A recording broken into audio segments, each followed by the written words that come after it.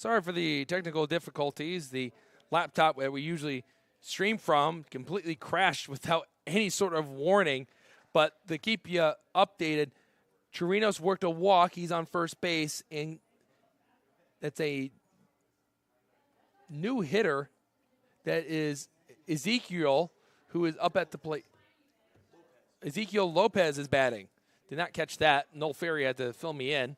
3-2 pitch. Swing and a miss. Ezekiel Lopez is down on strikes in his first at-bat. And Sham has 4 Ks on the afternoon. And that's a big first out, considering that the tying run is on deck. Again, sorry for the technical difficulties if you're rejoining us. Did not expect the laptop to completely crash on us as it did. Here's the pitch, and that is a strike to Nick Avalos.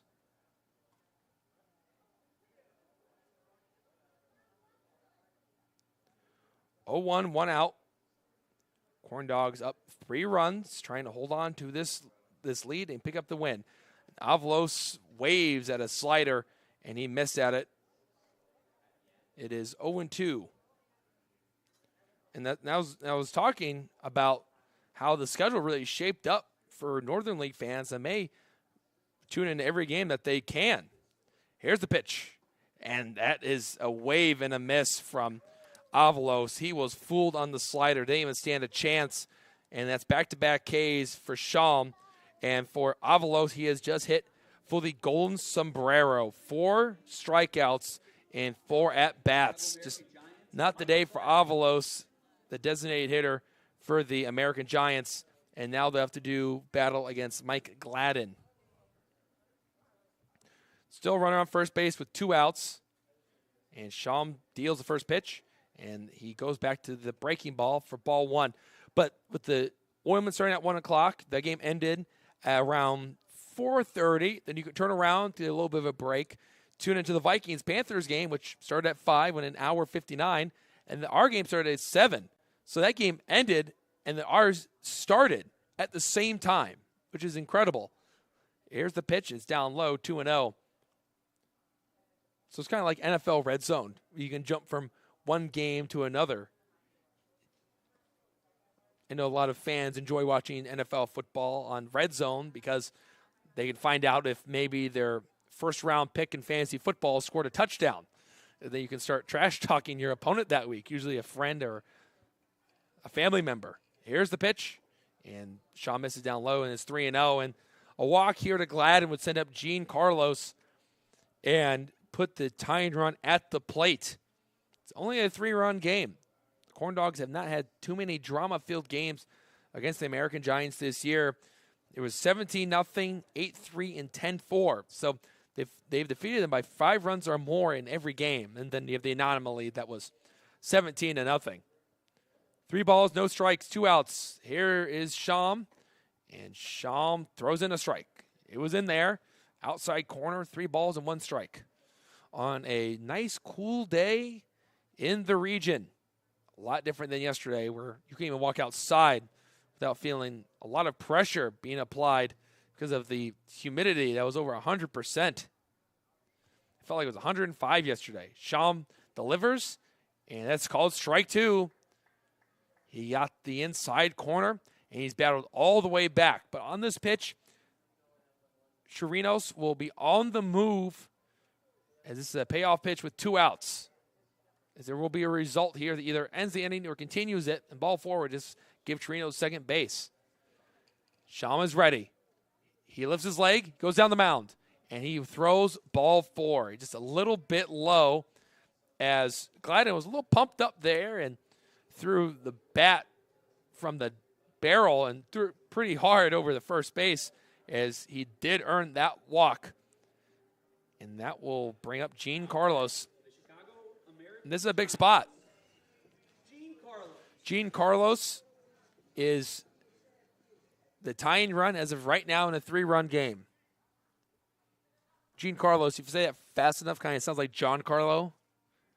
John Carlo Stanton, the right fielder for the New York Yankees. Here's the pitch, and the slider is a strike, 0-1. Of course, he went by Mike when he first came up with the Florida Marlins until he changed it back to Giancarlo. And he's been one of the best home run hitters of this generation. Hit 59 with the Marlins' MVP year in 17. And now went on a stretch where he only had 5 hits, all of them homers. Runner on the move with the pitch, swinging a miss, throw down the third, and he gets past Curry out in the left field. Johnson can't believe it. It's got picked up by Ferry. Ferry's going to throw it to third, and the American Giants manufacture a run from an E2, and it's a 2-run game. Schaum has been awfully slow to home, and they took off as soon as he lifted the leg, because Schaum likes to really close his body as he lifts the leg, which causes him to be a little bit slower working down the mound. And he immediately took off, and Johnston threw it low. Curry out couldn't corral it in. Good news is it was a called strike, and it's 0-2. Does the inning end here? Does the bleeding stop at 1? That's down and backhanded by Johnston. 1 ball, 2 strikes, with Gladden standing on third. Slowly but surely, the American Giants have chipped away at the Corn Dogs' lead. It was 5-1. They scored 1 in the top of the 6th, and now 1 here in the top of the 8th to make it 5-3. Becoming a real nail-biter from Legacy. The pitch. And he gets past Johnstone to the backstop, and another run is going to score. Another mistake by Lake County. And they've just been gifting runs to teams in late innings. It has felt like these last 2 games. Just one of those moments where you put your hands on your heads and ask yourself, what's it going to take for the Corn Dogs to stop making these types of plays? It was the single by Vasquez yesterday, hit by pitch, and then an E3 on the fielder's choice that really put the Corn Dogs back in the 9th. And slowly, that's when the Generals started to tie the game and then eventually take the lead. And yesterday, there was an E6 in the 8th that set up for Jacob to score on some wild pitches. And that is ball 3. Schaum spiked the fastball, and now he is 1 ball away from putting the tying run on base without the American Giants getting in a hit. They didn't even put a ball in play yet. 2 walks and 2 strikeouts. I've only seen that in one other game, and that was not even in this league. That was Windy City Thunderbolts game a year ago against the Joliet Generals. Not Joliet Generals, the Joliet Slammers. Payoff pitch. Strike 3 called. Inside corner. Schaum got a big K and stops the bleeding at 2 runs, and this could be a drama-filled game. Let's see if the Corn Dogs can get some breathing room in the bottom of the 8th inning. It is 5-4, Corn Dogs leading.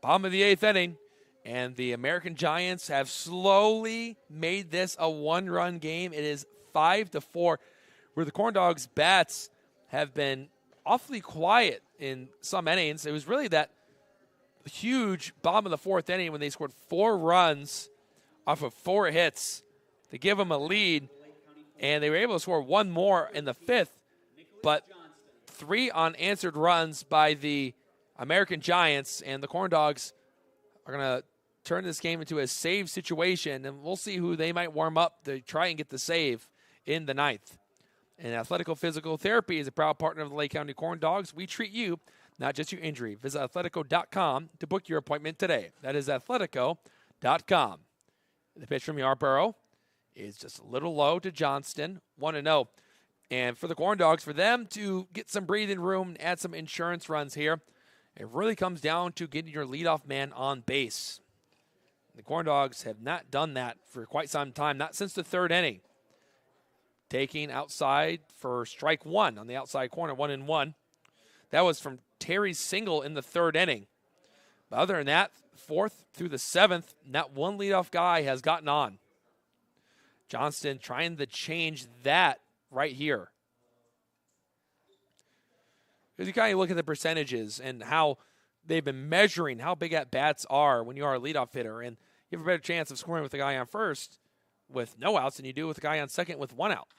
Johnstone clobbers one in the right center field. This one's going to drop for extra bases from Johnston. Johnston hit first. He did not slow down. He hits second base and hits the brakes. He'll stop there. And for the first time since the 3rd inning, he must have heard me, Noel, Nicholas Johnston hits a double to kick off the 8th.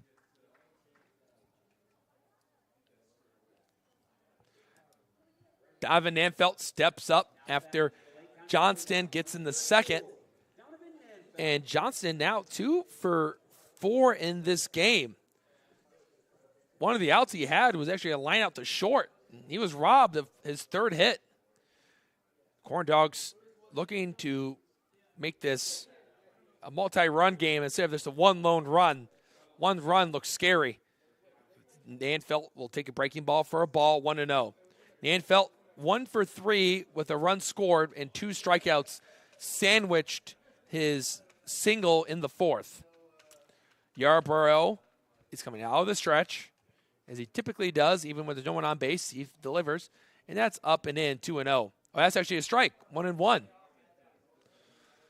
Ryan Troxel, who's an all-star for the Corn Dogs and has now allowed an earned run through 23 2/3 innings, has talked about going out of the stretch and how that's really changed how he is as a pitcher. As there was no secret, Troxel had struggled at Indiana Tech this last spring, and that is called strike 1-2.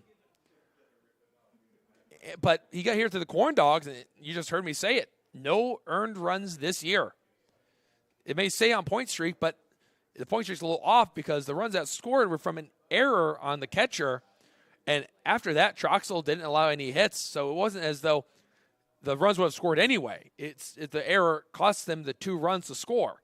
So that's why they are unearned towards his line score, and that's why he should have a 0.00 ERA.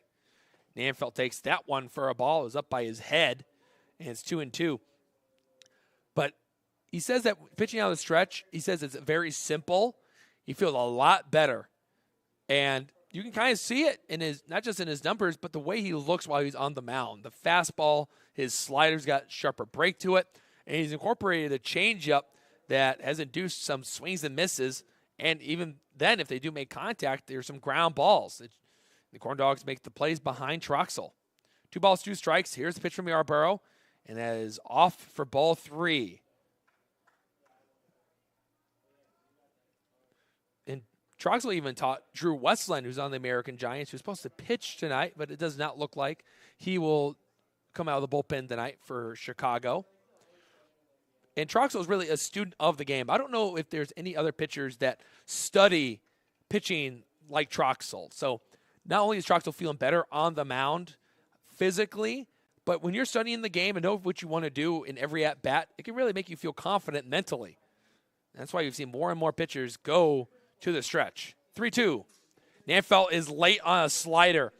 He did not think it was going to break off the way it did. He was fooled, and he is struck out for the 3rd time today. Yarborough picks up a strikeout in a big spot as Johnston has to stand on second base still after he led off this inning with a double. Yarborough's mission right now is to not allow Johnston to score and keep this a one-run game going into the ninth, because his top of the order is due up with Trey Walker, Angel Kamakaro, and Joshua Carter. Pitch to Small. Small sees a breaking ball drop in for strike one on the inner portion of the plate, and it's no balls, one strike, one out, one-run game. Insurance run standing out at second base. Corn Dogs are not a team that is very familiar with the late heroics. Here's the pitch. Small fouls it straight back. He just missed it 0-2. They have played in a lot of one-run games. They have played in some pretty tight contests here at home, especially.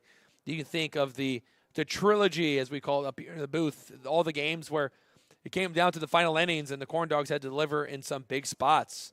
Of course, it all started with the comeback against the Oilmen when they were down 7 runs going into the 8th, and they scored 9 to win the game 14-12.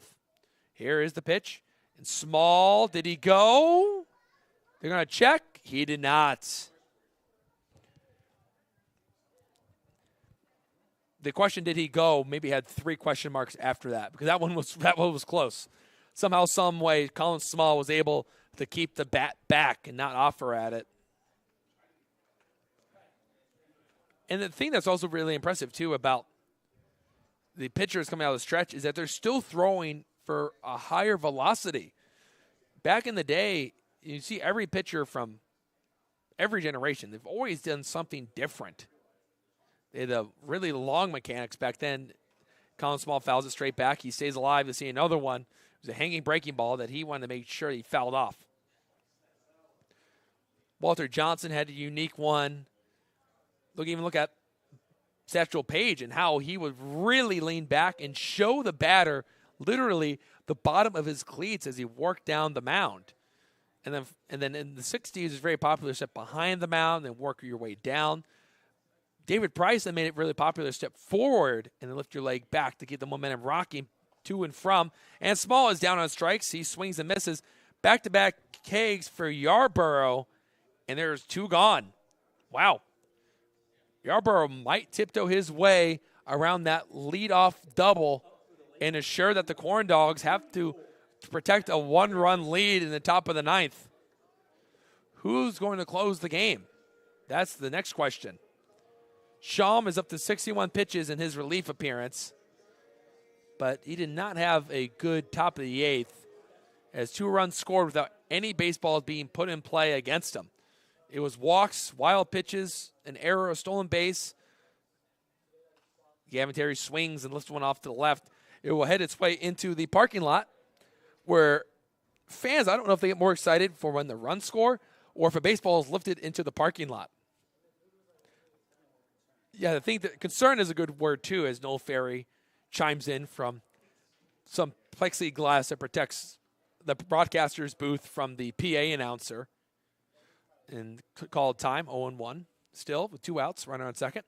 When I was at my old school of Manchester, that was always the big fun thing, was if someone hit a ball to the left side, because the parking lot was right on top of home plate. You could walk from home plate and be in the parking lot within just a few seconds. And a ball hit in the air, everyone would look and see if someone was going to get hit.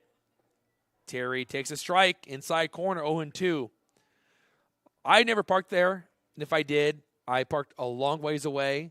So if anyone had to hit it, I'd say I'd be impressed. That's usually what I say whenever I park my car, especially when I was at the Oilman game on Friday at Oil City.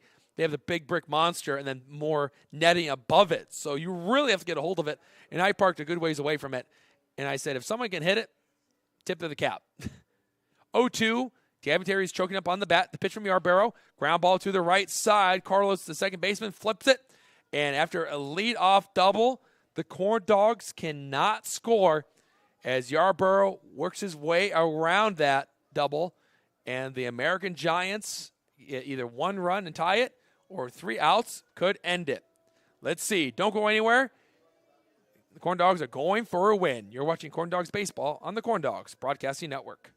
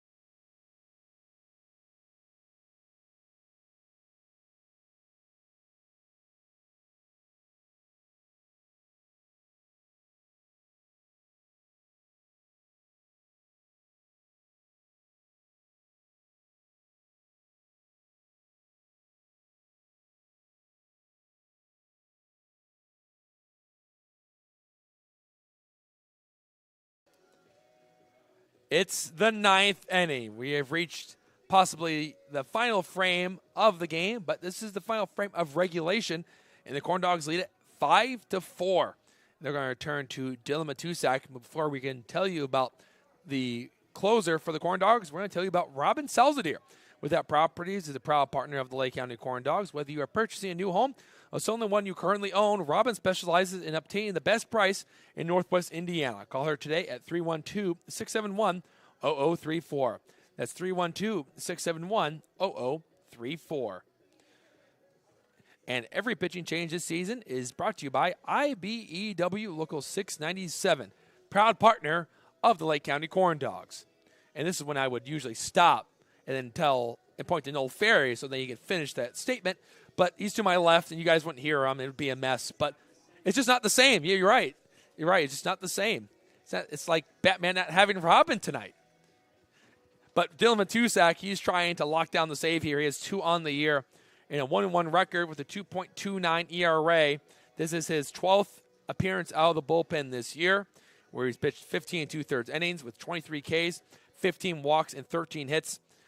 He pitched in the 24-0 win over the Vikings. We went 1 inning, allowed 1 walk, and struck out 3. And, of course, even though it was a great appearance by Dylan Matusak, it was really hard to remember that considering it was 24-0.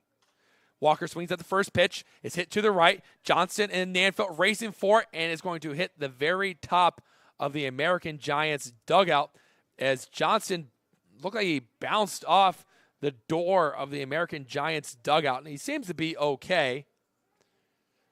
But for the American Giants, they couldn't have drawn it up any better going into the 9th inning. They have the top of the order, Trey Walker, Angel Kamakaro, and Joshua Carter. But the good news for the Corn Dogs is this part of the order is 1 for 10. Easy math there. That's 100. Batting average between the 3. Ball 1, curveball stayed up. That's what Matusak likes to go to, is curveball and slider combo. That is low, 2-1. He's more of a pitch backwards type of guy. He's going to go curveball and slider most of the time, but then when he needs to, he'll gear up and throw a fastball and throw it past the hitters who are not sitting on the fastball. Here's the 2-1. Ground ball to the left and foul, 2-2. When you have a 1-run lead to protect, you don't want the leadoff hitter getting on base. This is a big first step to a win for the Corn Dogs. It is a swing and a miss. Strike 3 from Dylan Matusak, and Trey Walker, that's his 4th strikeout. He's gotten the golden sombrero, and he is 0 for 5 out of the leadoff spot for Chicago. Now we'll send up Kamakaro, who's 0 for 3 with a hit by pitch and a stolen base.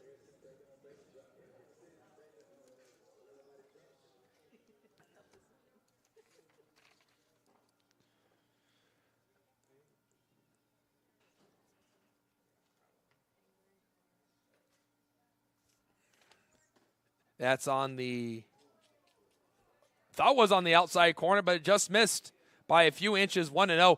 And Matusak instantly put a palm up with his throwing hand and walked off the mound trying to recollect his thoughts, but both hands up. That one is a strike. 1-1 now. Kamakaro is 0 for 3 with the hit by a pitch. Stolen base, as mentioned at the beginning of this at bat. He's the tying run as of right now. Wind up the delivery. And 2-1 now. Curveball that didn't stay up.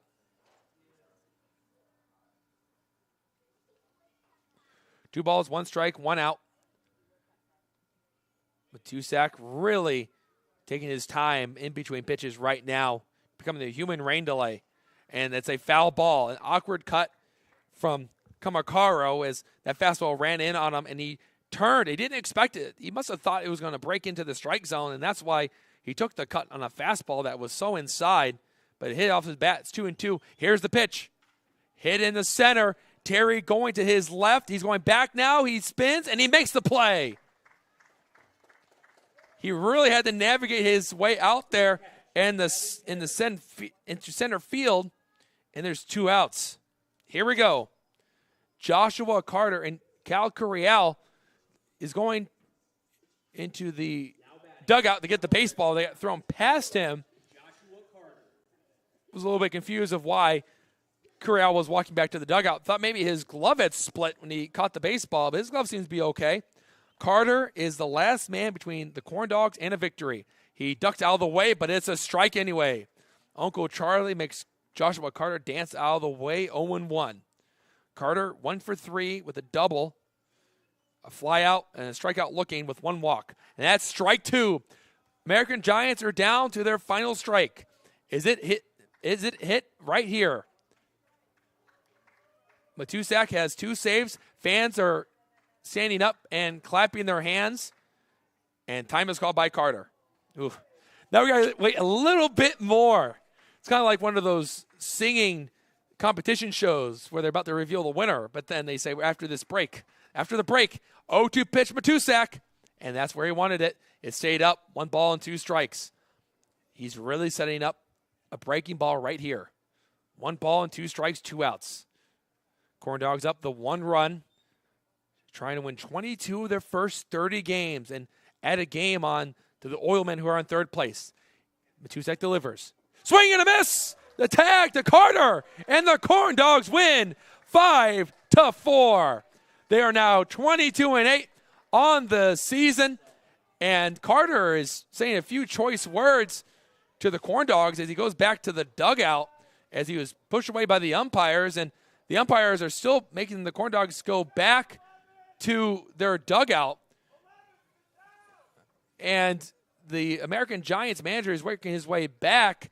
And I'm not sure where this discrepancy is coming from, but the umpires are slow to exit the game. The Corn Dogs win 5-4 anyways as the kids have made their way out to give high fives to the players.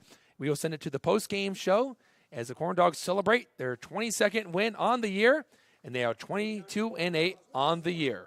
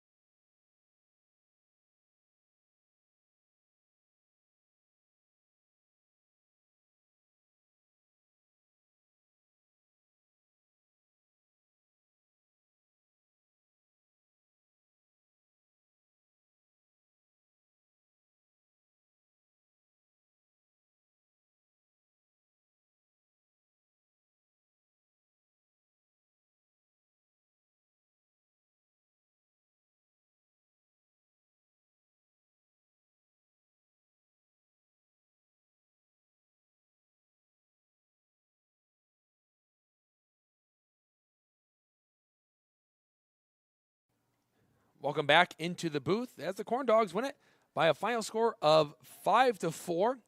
And we'll go through what that does for the records and how that shapes up the standings in the Northern League.